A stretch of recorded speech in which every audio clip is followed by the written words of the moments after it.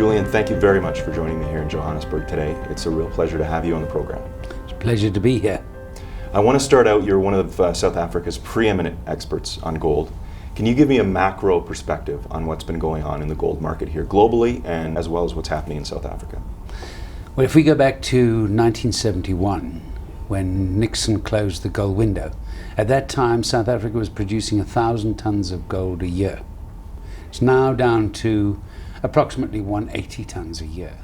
So South Africa's importance has diminished, but at the same time the depth of mining they have to go to has gone above 3 kilometers in a lot of the mines, the most significant ones in particular, which of course adds tremendously to the cost dangers. And we've heard about the labor problems in the last few weeks. This is a departure which might swing people, miners, mining houses, back to being mechanized as opposed to relying so much on labor. However, there is a compensation in that every time there's a problem in the mines, cost problem, and clearly costs rise, we see a sagging in the value of the rand overseas, and the mines get paid in rands. So there's that compensation. You'll see that in fact the mines will pick up income against losing costs. It's been that way since the early 70s, and I expect it to remain that way. But mining in South Africa has become much more difficult. But in that same context, go back to 1971 when just after Nixon closed the gold window, just before, the gold price was around about $35 an ounce. Today it's $17.25, it's 50 times more. I don't know of an investment that has done so well. And you obviously see the potential for gold to continue to rise in the long term. It becomes interesting at a certain point. The concept of gold rising has to become currencies falling. And I see that the decay in the confidence in even the leading currencies has become so deep that their value as a means of measuring value is declining alongside the rising price. So where do you say the gold price is rising? Where do you say it's actually staying still but currencies are falling? And we're there. And if it keeps going that way, I see governments, and particularly the banking system, turning on the value of currencies quite intensely, as we've seen now. There are big discussions going on in Switzerland under Basel III. We see discussions in the States changing gold from a level 2 asset where only 50% of its value is credited to bank balance sheets to a level 1 where 100% of its value is credited to bank balance sheets. Well, at the moment that happens, you're going to get commercial demand coming in. And what's the impetus that's underlying the decision that moving it towards that direction? It is loss of confidence in currencies, but the need for the banking system, without actually changing, to reinforce the value of those currencies, and that's where gold steps into a deep hole at the moment. Now, you've touched on a whole raft of issues there that I want to talk to you about, but let's just stick to the US dollar for now. What you're talking about there, is that mainly because what we've seen is a global, I think, questioning as to the validity of the US dollar as the world's reserve currency? And I know that you've talked about the fact that we could see within the next couple of years the Chinese Yuan move into a reserve currency status globally. Where are we at? It has to do that. If you look at the US balance of payments, this persistent structural trade deficit, whether it goes up or goes down, it's a structurally permanent trade deficit, has to hurt the dollar in the end. It was fine when it started back in the 70s because there the gold window closed and gold ceased to be backing currencies. But the fact that the only way you could buy oil was by using the US dollar reinforced its position as a reserve currency. Now we're seeing that base is being chipped away by China, and Russia's open to taking other currencies. There are fragmentations in that area, but the control the US has over the Middle East and the bulk of the oil producers is still solid. I mean, the arms deal done in the last few days with Saudi Arabia reinforces that relationship between the two nations, and therefore oil, which underpins it, has been the reason why the US currency has done so well. But confidence in the US dollar has been sagging over the last few years, as we've seen. And that's where the danger lies. That's where the focus should be. It's not a case of the dollar being a reserve currency. It's an unbacked currency in a 40-year plus long experiment with paper money. Right. And that, of course, relies on confidence you have in the governments backing that money. But because that's sagging, I personally feel we're very close to the time when gold will be drawn back into the system to reinforce the present system. Concept of reform and going back to the gold standard, I don't buy that. You don't think that's ever going to happen? I've read that you've said that you don't ever see gold itself becoming a currency. No, I don't. You see, the power of governments and banking system is so total that they will never accept anything that undermines that power. Therefore, it has to come in backup. It can't. This concept of a reformation of the system, I think we've got to throw that away. It takes a massive upheaval for people to reform, and we're not near that. And there's no need for us to go near that. And I do believe that by just reinserting gold into a pivotal position, not in a fixed relationship, but in a floating relationship, it would reinforce the present unbacked system with a reference point, a measure of value. And with gold floating against currencies, we've seen the US reserves of gold, same in Germany, same in Switzerland, same in France, move from around about 50% or below to above 70%, simply because the gold price has risen. And it's this countering that produces the stability in the portfolios of the central banks that is so necessary at this time. So if confidence were to sag deeply, you'll see currencies coming into, gold coming into a pivotal position quite quickly. And to give evidence of that, go back 3 years, look at the Bank of International Settlements. This is a central bank of central banks. They did between 500 and I think it was 635 tons of gold currency swaps out of the blue.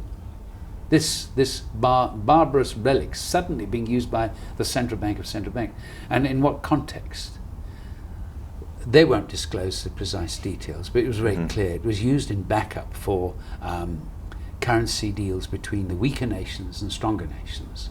And what you saw there was gold added liquidity to the actual loan transactions and added a far better interest rate, which made it tenable. And that role was a background role, much in the same way as a guarantee or collateral, alternative collateral, is put into a position where it can act as a reinforcement to those deals. Now that blazed a trail for gold in its comeback to the system. I think was part of an experiment that is still ongoing, and with the discussions in Basel III, we are seeing the banking system, not individuals in the retail market, the banking system discussing and using gold as a reinforcement to the present system. And I think that has to be expanded and become public at some time in the not too distant future. Okay, I want to touch on some of what you just talked about there, but I want to rewind back a little bit and talk more about the United States itself. We just saw President Barack Obama be reelected. People aren't really sure where he stands in terms of which way the U.S. is going to go economically. They're not sure if he's a deficit hawk. He's not really making it clear as to what he seems to want. We have the fiscal cliff coming here very soon. What do you see as the impact of Barack Obama being reelected as the President of the United States? Well, I have a slightly different perspective to other people. I didn't look at the electoral college results. I looked at the popular vote, which tells the story. And Barack Obama lost 9 million of his 10 million surplus against his last election. Now, if I were a Republican, I'm apolitical. If I were, I would say this has improved our position. Therefore, maybe I have a case for being more intransigent. Now, whether it's Barack Obama or Romney really is almost irrelevant, because we've got a gridlock. They can't get decisions made effectively. There's no central driving force to the US economy because of this gridlock. And do you think that's a reflection of the actual populace, though? I mean, because literally we saw that vote split right down. I mean, the margin is razor thin. I think that upped the stakes. I think that's made the future more tenuous. And I would say that it's not a good thing at all for the US economy or for the US dollar, because they need clear direction. Mr. Ben Bernanke has done a terrific job in trying to fill the gap left by non-government. You're a supporter in terms of what the Fed's done. I think this he's point. done what's necessary. He had little alternative to do it. But I'm not in support of the very experiment, because I think it's now reliant on government. And as we've seen, not just in the States, but in Europe, when it comes to politics and finance, they clash. The two are structurally opposed and with different objectives. And because of that, this is such a fundamental issue, it's such a structural one, that whether it's Barack Obama or Romney is irrelevant.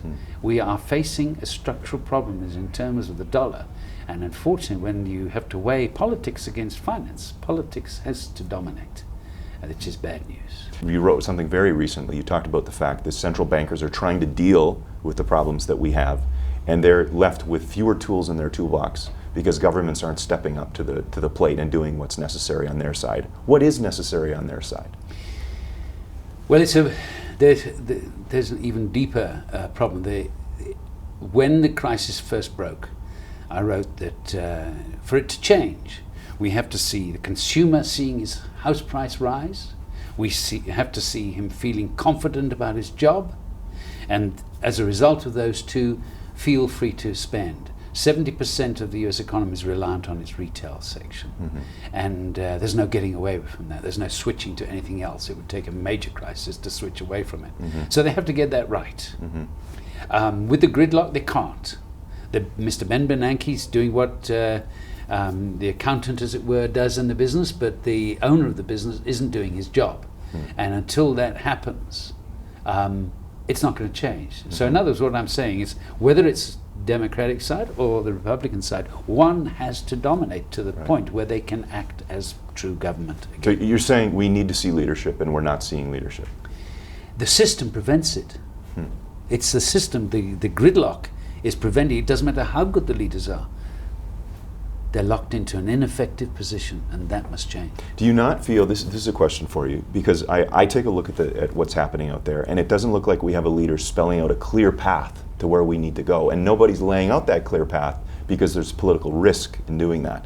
If somebody actually stepped up to the plate and did that, would that not at least give clarity to the markets and saying, okay, at least we know where they want to take us? It would happen if the system allowed it, but the system per se is preventing it. The structure is the fault, and that's where the dollar comes, and that's where the danger to the dollar really lies.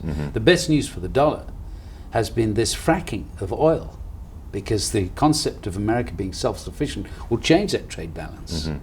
Balance of payments look much better. Therefore, the credibility of the dollar, you would think, would be better, provided it happens before China is such a force in the international community that it tends to eclipse the US power. And so as the overall dominant world power wanes and China rises, so the fragmentation of the global system has to happen.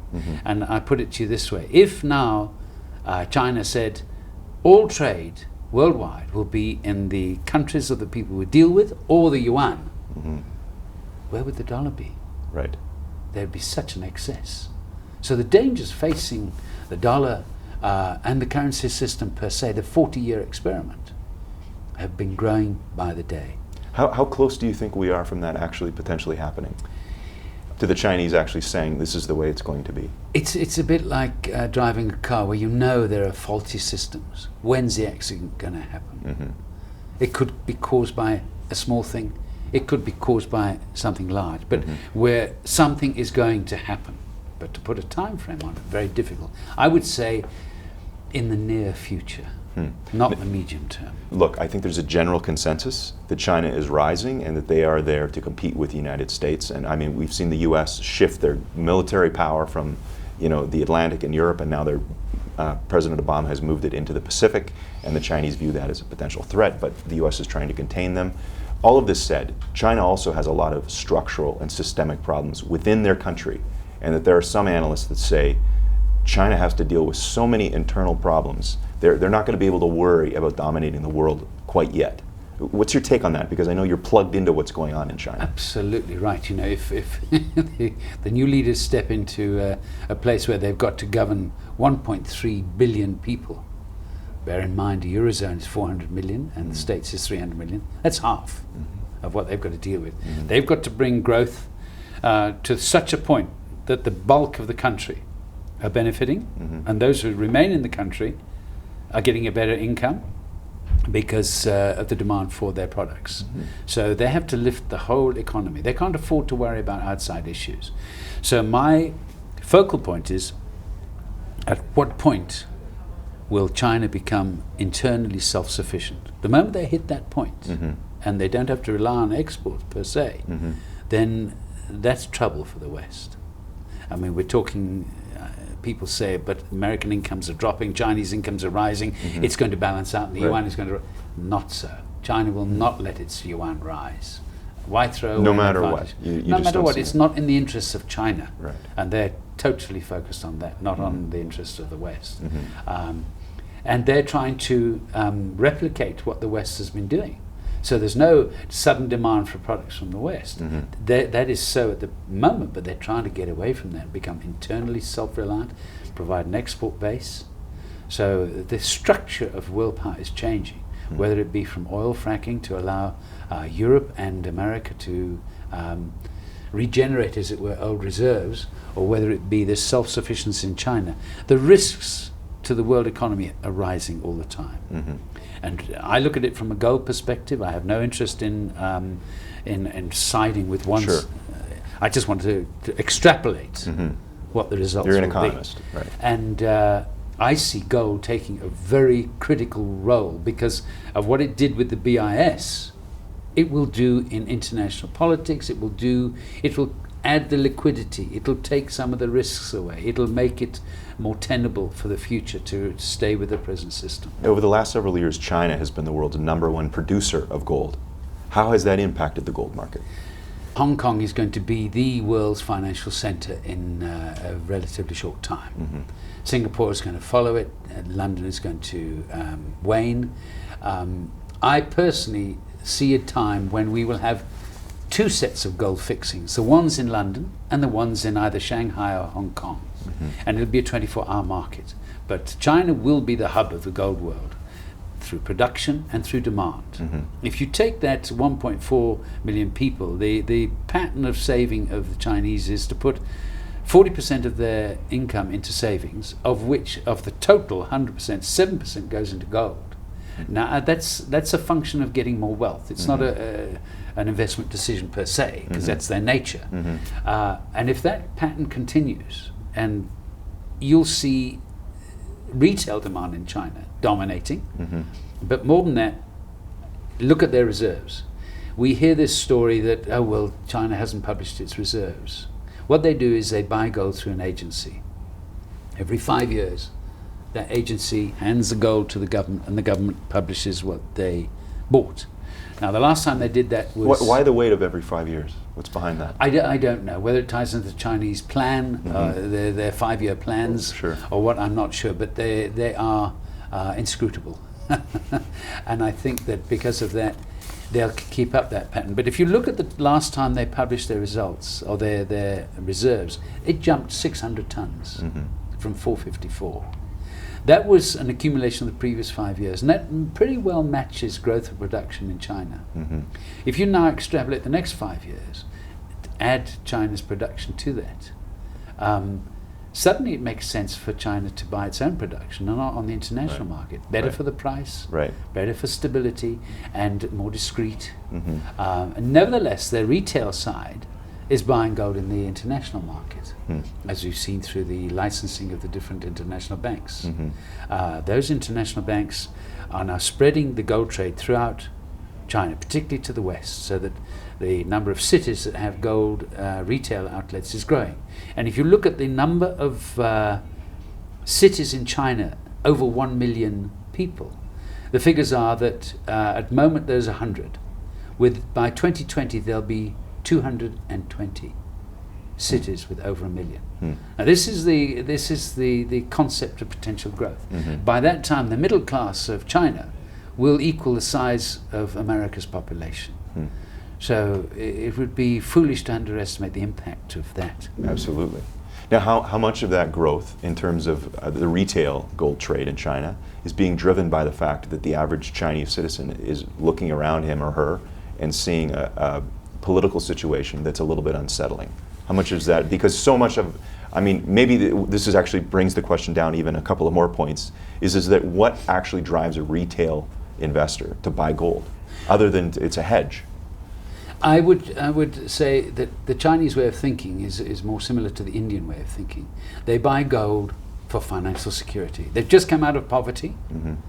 They want to protect their future generation. There's no political thought in it. There's no systemic thought in it. They're not, investment-wise, a very literate people. They're not savvy along those lines. No. So when they buy because it's going to be a rainy day sometime in the future. Right. And I think that will continue going forward.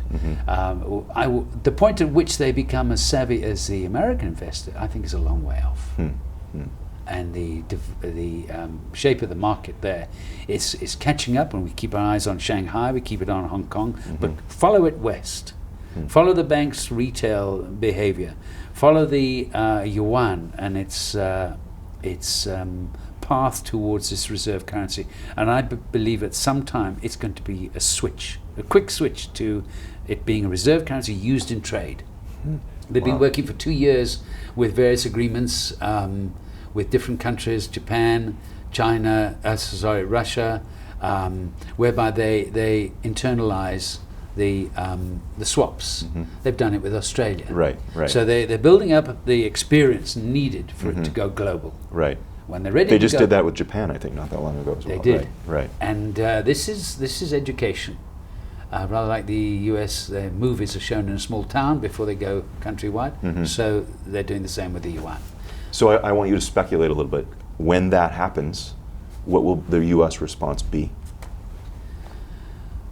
What can it be? I think they're looking at it now. I think they're between a rock and a hard place, because what do they do with all those excess dollars that are now not needed? I think that the self-sufficiency in oil is a big part of it, because that will reduce the damage in terms of the net sums, the balance of payments. But I don't think they've got a big choice. American power waning.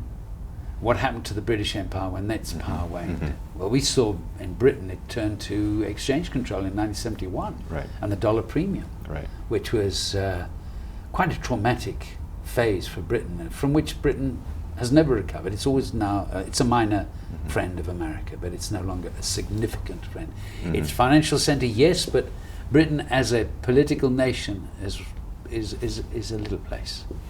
So you see the US heading down that same path, potentially? It will start on that path. I see it as holding its position as one of the three major power blocks. Eurozone itself and the Chinese power bloc. But as to its hegemony, I think that will dissipate. Okay. Can we talk a little bit about what's going on with developing countries, India and China? The average retail investor is buying gold. We see a lot of developing countries, their central banks are buying gold and have been buying gold strongly over the last 3 years. Basically what we're seeing is there's been a huge increase in the demand for gold. What is underpinning that demand? What is driving that demand globally? Because we are seeing it globally, maybe for the first time ever.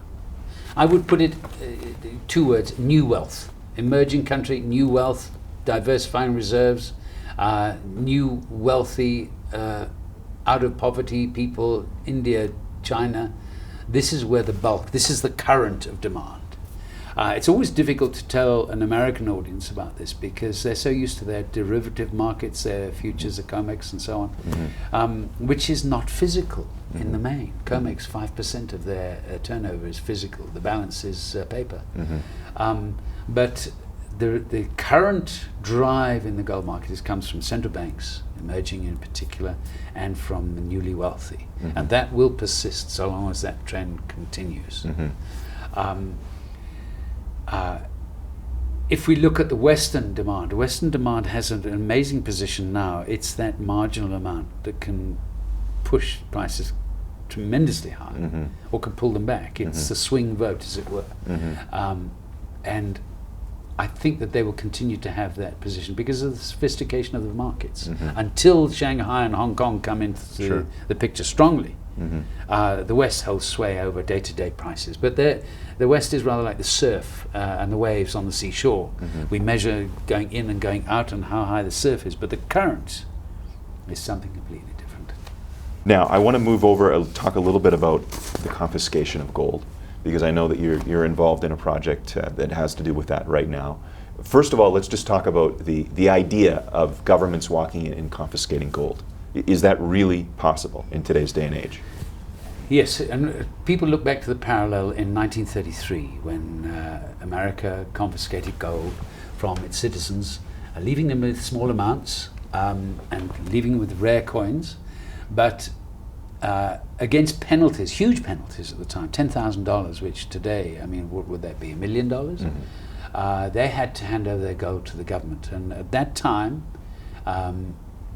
you saw America collect, I think it turned out to be at the end of the day 26,000 tons, both from arbitrage because the US dollar dropped, it was devalued in 35 by 75%, but its exchange rate didn't show that reflection at the time. So a huge amount of gold came into America on an arbitrage basis, and that's how America got 26,000 tons. In 1935, as I say, they devalued the dollar, but it was done for money supply purposes, and experts in the gold industry quite rightly say that that won't happen again. I agree with that 100%. Why not? Why not? Because that was done for money supply purposes. That's why, okay. Today, it will be done, as I said earlier, for confidence purposes. If the commercial banks come into the market wanting to use gold on their balance sheets, they have to find the gold from somewhere. This will be supported by central banks because they appreciate the problem, the confidence problem. The gold in the international market just isn't there. 4,000 tons with the present demand just won't cut it. So where does it come from? Because it's now integral to the confidence levels within the banking system, the only way to get it is to confiscate it. But if it happens, it'll happen country by country. But if a country like, the Eurozone, if the Eurozone decides to say, right, countries go ahead and do it, then the others will follow quite quickly. Otherwise they'll be left out in the cold. Is there somebody that's right on the tipping point right now of that potentially happening? If you look a place at like Greece? Well, if you look at what's happening in Turkey, Turkey is trying to get its gold owners to bring it into the banking system on a voluntary basis because of its usefulness at this time, and of course the situation in Iran, getting gold into Iran so they can handle their problems. But that is an interesting feature of what could happen. But I would refer back to the gold swaps that the Bank of International Settlements undertook. Its use in that context. For instance, if we look at 2007 when Lehman Brothers went down, at that point, any commercial bank that owned gold had to sell it so that it could have sufficient level 1 assets to improve their balance sheet position.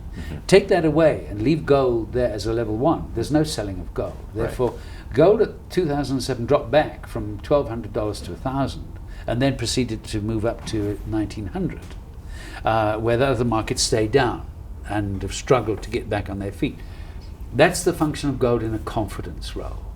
So how close are we to that? The fiscal cliff. If that happens, then America does not look very good, nor does the dollar.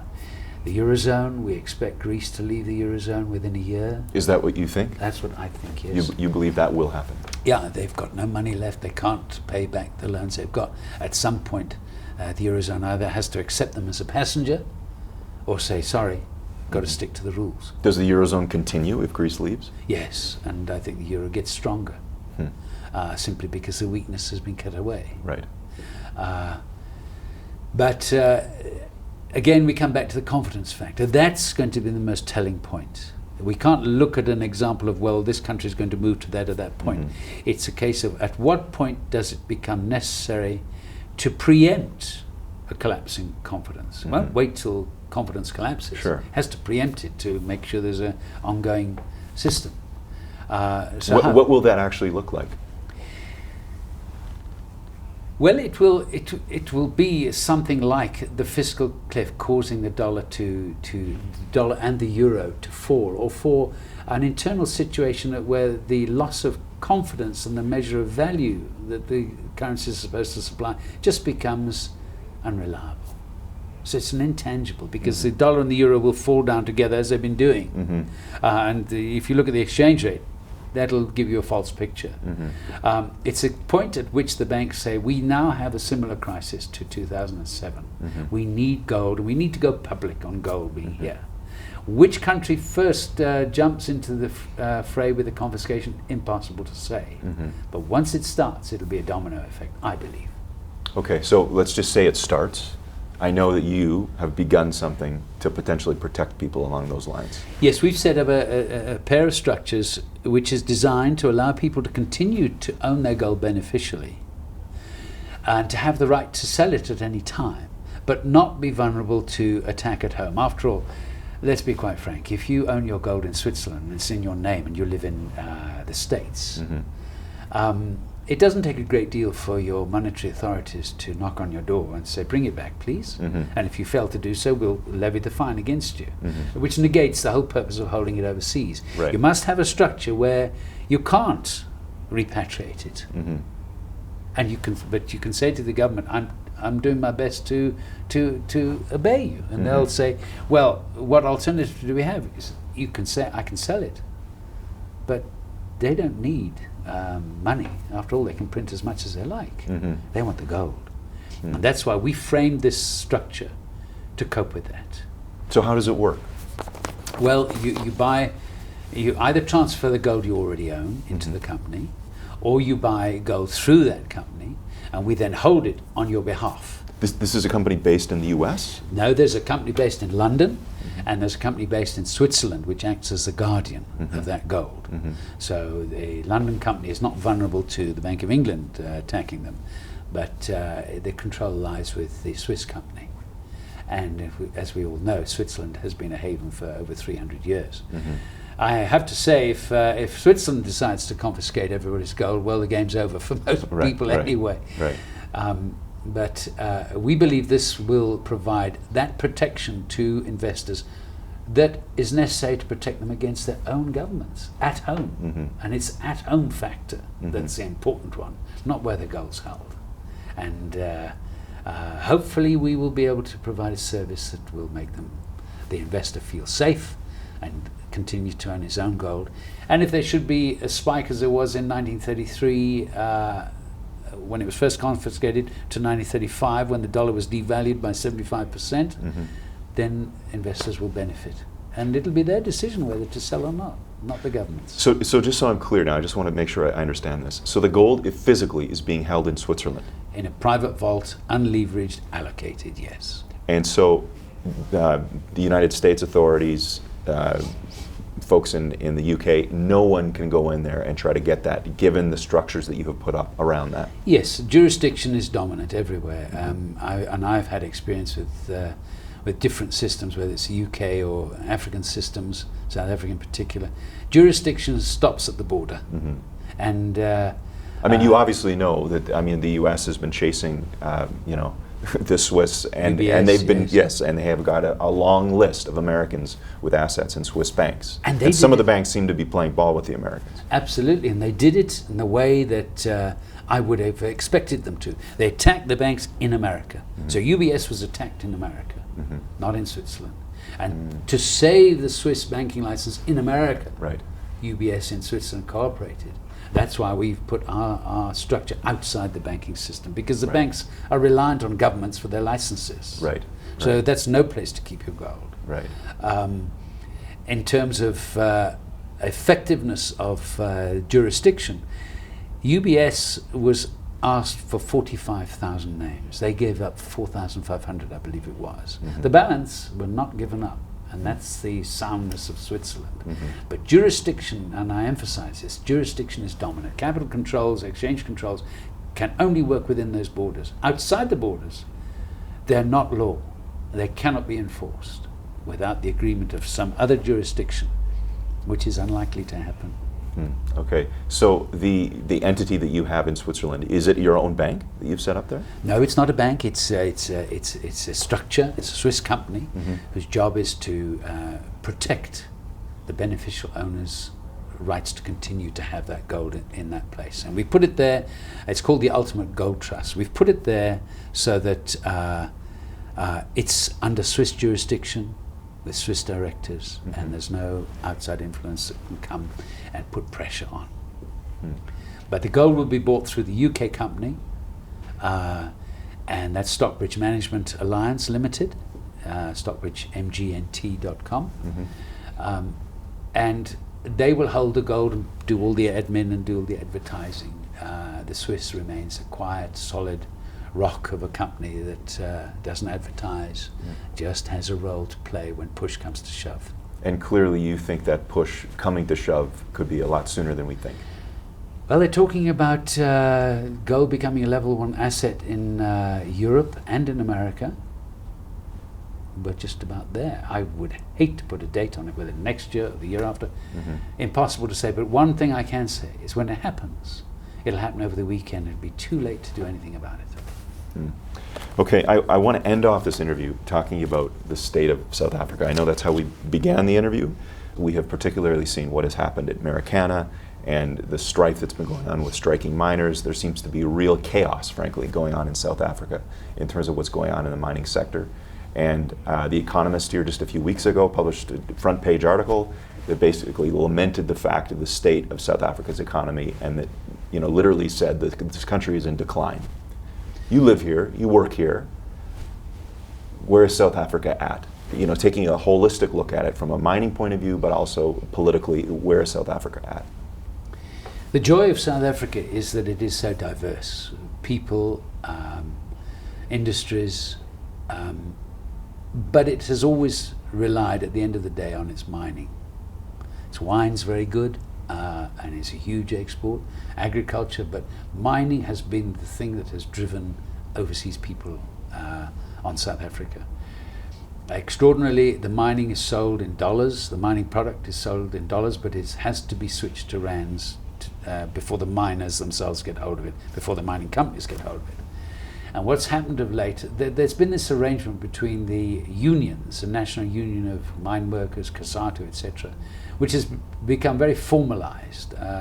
Some of the union officials drive company cars provided by the mines, and therefore the separation of workers' interests to local interests has taken place. Blurred.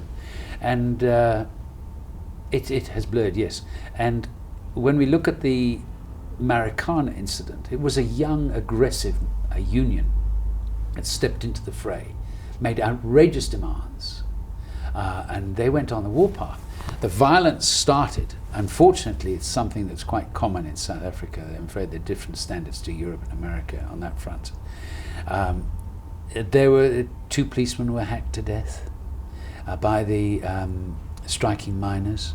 So when they approached the police expected that again, and they weren't properly trained in riot control, etc. So they turned to guns a bit too early, perhaps. It's not for me to judge. I don't have the details of that. But the resultant 45 deaths was quite horrific, shocked the whole world. But it was symptomatic of a change in power structure within the unions. The NUM, the National Union of Mine Workers, tried to go down there and regroup. They only had 1,000 miners at the audience supporting them, which was really a very poor showing. And now you find COSATU and the National Union of Mine Workers trying to regroup and take on these aggressive and successful unions. But it's too late. Marikana gave awards to the stope drillers. Those are the drillers right at the face of the rock. They achieved an enormous payout and therefore gained credibility. Young, aggressive unions, why bother with NUM and COSATU, who are part of the institution now? I mean, COSATU is very close to government. So it's a power struggle more than it's anything else. And it will go on. So long as that story, well, at Marikana, this is what we got. It's going to persist, not just in the platinum industry, but in the gold. Goldfields has had tremendous battles trying to contain it. And the result is that it's ongoing. It's a festering wound. until it's resolved. One of the solutions put forward by the government is that we should move away from migrant labour. A tremendous number of miners come from Mozambique, Malawi, different parts of Africa. Huge diaspora coming down to South Africa from all of Africa. And to be a miner is thought of as the man's job. But a lot of the problems come from that quarter. But the local people are not so keen to be miners. It's a very difficult job. So there's a structural, cultural battle going on that will last for a long time. In terms of South African economy, well, I'm afraid the political nature of Africa, if you look at it, and I don't wish to be too much of a cold bucket of water, but if you look at the development of Africa, it has been inspired by the developed world, not by Africa per se. As I said to you before this interview, what should be happening is the city should be going to the village. But what is in fact happening is the village is coming to the city. And therefore the decline takes place. So are you optimistic about South Africa? Not really.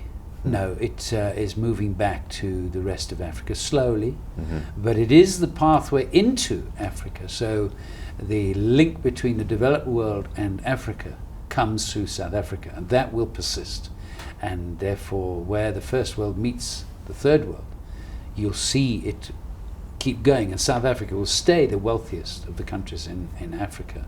But I don't see huge growth. I don't see it being a star. Angola with its oil will do better. Mozambique with its coal and its gas are doing extremely well. But these are non-labor reliant, and that's where the problem is. Okay, just lastly, I want to touch a little bit about mining companies in general, gold miners, who are, obviously we've seen this gold price spike up over the last several years, and we have not necessarily seen the corresponding spike in the price of gold miners themselves, in particular junior mining companies. You've written a lot about that relationship. What's going on there? Right, the big miners, we look at somebody like Gold Fields, for instance, which I personally favour, because it has about 57 million ounces of gold in reserves, but they're at 3 kilometres and below. So the shape of their mining has to mechanise, because it's very dangerous to mine at that level, and your cost of cooling the mine is enormous, half your production costs or more. And it should be doing extremely well, but if you look at the rising price of producing that gold against the price of gold, gold miners are not benefiting as they should. I believe in South Africa we're talking about a plus minus 1,000 ounces costs. So an income of 1,700, very nice, but it's got to keep going up, but the costs will keep rising with it. And that's the danger of any big miner, that he can't keep his costs down. And that's, I think, one of the prime reasons why gold miners have not done as well. But I think, too, there's another major market feature, and that is when you invest in a gold mine, you don't want to invest in a miner who just wants to dig holes. You're making an investment. You want to see a return on your investment. Therefore, you want to see dividends.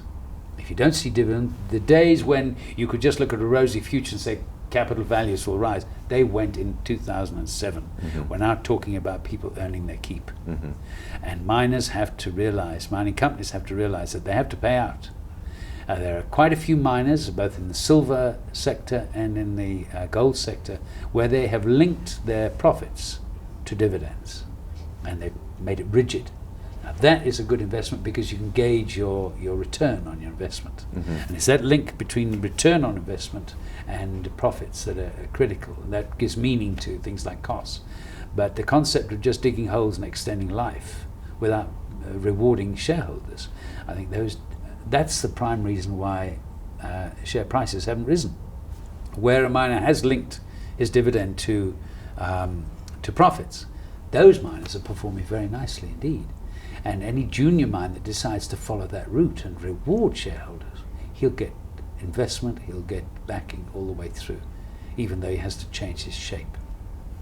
I'd like to wrap up with this question. We have talked about a lot of things over the last number of minutes, and quite frankly, a lot of them are somewhat pessimistic in terms of looking at what's going on with the gold price is rising, the U.S. dollar is dropping, is the Eurozone going to stay intact? We're living in a world of seeming chaos. Is there something that you can tell me, or some area that you are optimistic in, that you feel good about as we're moving forward? Well, I think, my focus is always on gold, and gold it has this remarkable quality of being able to reflect man's behavior. And it's not really about gold per se, it's about man. I do see gold as providing a tremendous saving ability to lots of systems that are looking sick. The very fact that it can shore up confidence, the very fact that the price is rising, I believe gold miners will do well if they follow these basic rules of containing costs and paying out shareholders. Mm-hmm. They will perform very well.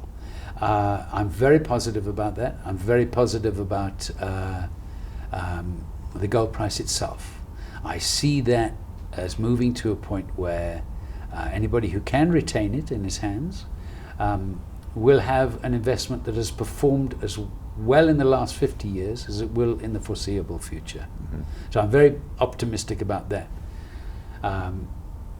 It's your question. It's a little bit like asking, say, in 1935, looking to the World War coming. Mm-hmm. Is there something good? Mm-hmm. I think we're going to see structural changes that are beyond the even the imagination of most people. Wow. But I do believe staying with gold as an investor is going to see the best performance of those performances out there. But it's not a good future, and there are solutions, but vested interest has to reform, and I don't think they're willing to. Julian, thank you so much for your time today. Really appreciate it. No, it's been a pleasure, and at any time, please don't hesitate to get in touch.